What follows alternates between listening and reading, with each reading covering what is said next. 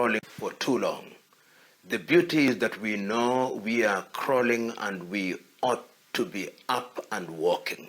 We could have done better. The Organization of African Unity, created in 1963, had a clear mandate, at least in those early days, of ensuring that countries regained their political independence. When the organization transited to the AU, one would have wanted to see a greater pace in all sectors: political stability, education, agriculture, health, trade, and unity. But that is not happening as fast as we want it to happen. And we are not impatient. We are saying that others have done it and we ought to do it, and the sooner we do it, the safer we are. So in a nutshell, the OAU is punching below her weight. Looking at the current crisis on the continent, the war in Sudan, the DRC, which is part of the Great Lakes, you look at what's happening in Mozambique, Cabo Delgado, ahead of Zim elections or elections in Zimbabwe. There are issues that are related to peace and security. Where did we go wrong? There was hope that we will reduce the coups. You look at the West Africa in particular right now. It is true that we are doing very badly. Remember, the year 2021 was declared by the African Union as the year of silencing of the guns. And this was made on the realization that if we don't silence the guns, then all the things we are talking about, including Agenda 2063, Africa Continental Free Trade Area, will not be realized. And the tragedy is that we find ourselves in a situation where the guns are even louder. And this is attributable to poor political leadership. Chinua Achebe put it so very well in 1983. The problem of Africa is simply and squarely a problem of politicians who are myopic, who are selfish, whose only claim to fame is that they use political office for short-term political benefit to the detriment of the people. And that is why, as you've rightly said, we now see a conflict which could very easily degenerate into a civil war in Sudan.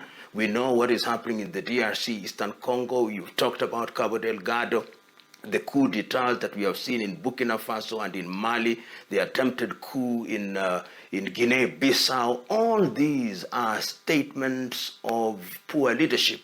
And as the wise say, rebellion and coups are the language of the people who are not heard. And the time is now that Africa must re-examine governance.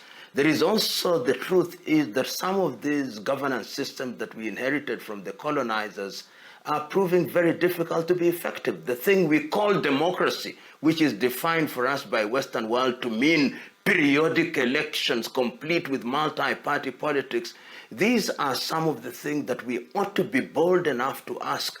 Are there elements within our traditional governance structures that can be infused in governance in order to limit conflict and to ensure that conflict is mediated in a proper fashion?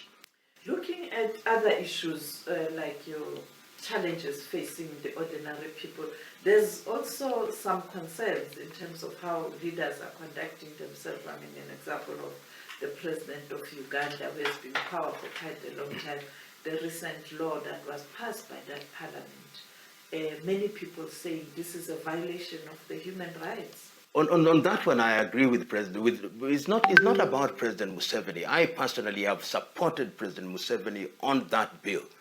And this is an issue on which we'll have different opinions.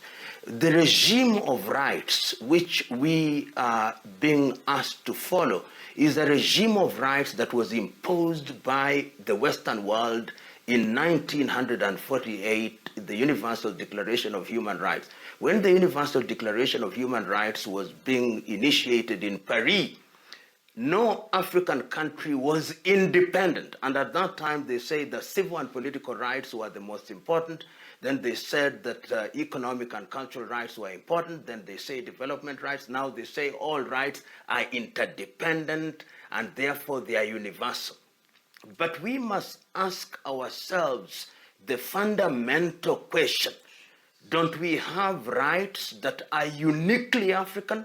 And on the question of this idea of being told periodically by the Western world that these are the rights that we must deal with, it is incumbent upon us to come out very clearly.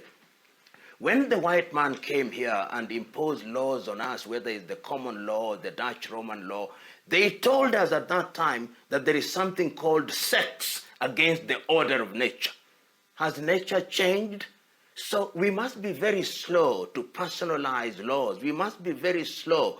And these arguments that they bring about bills relating to LGBTQ, they'll never say them to the Arabs. They'll never go to Kuwait. They'll never go to Bahrain. They'll never go to Brunei. They'll never go to Saudi Arabia. They'll never go to Indonesia to tell them. It is Africans who they think are tails to be wagged. So on this issue, the government of the Uganda and the people of Uganda, I am with them 100%. There is no freedom outside of the law. How do you balance the decision or right to choose? Choose what? The choice must be limited according to the mores of a different community. And in any event, should we be talking about LGBTQ when we have no food on the table? And the danger, including with you journalists, is that now when you interview people, you have your own position that you want to impose on us. We refuse. We know. In the United Nations Human Rights Council. But the United Nations Human Rights Council, is it some god? Is it not a body that is composed of human beings who have created a body where some are permanent members and some are not permanent members? Remember, in matters of morality, numbers don't matter. It is the mores. You may disagree with me, but I'm telling you without batting an eyelid and unapologetically that some of us oppose LGBTQ, and you who are anchors, I'm now telling you, because I've seen it with other anchors from other parts of the world, you have a position and you want to impose on us. We refuse. Yours is to midwife, to ensure that my views, if others have a different view, you go and interview them. But from where I sit, I oppose LGBTQ with every ounce in my life. Including that they must be killed? Who said they must be killed? No, there is nobody who has said that they must. I want you to read the law. They have not said that. Nobody has said that. Finally, I'm looking forward to deliver the lecture. I know you don't want to get into the content of the letter, but there's also people in South Africa who are saying, because the EFF took a stand and called President Museveni not to sign this homosexuality bill into law, how can they invite you? You know, it is tragic that we are living in a world where there is a competition of ideas. And then you are telling people, only invite people who think like you think. I find that intellectually insulting.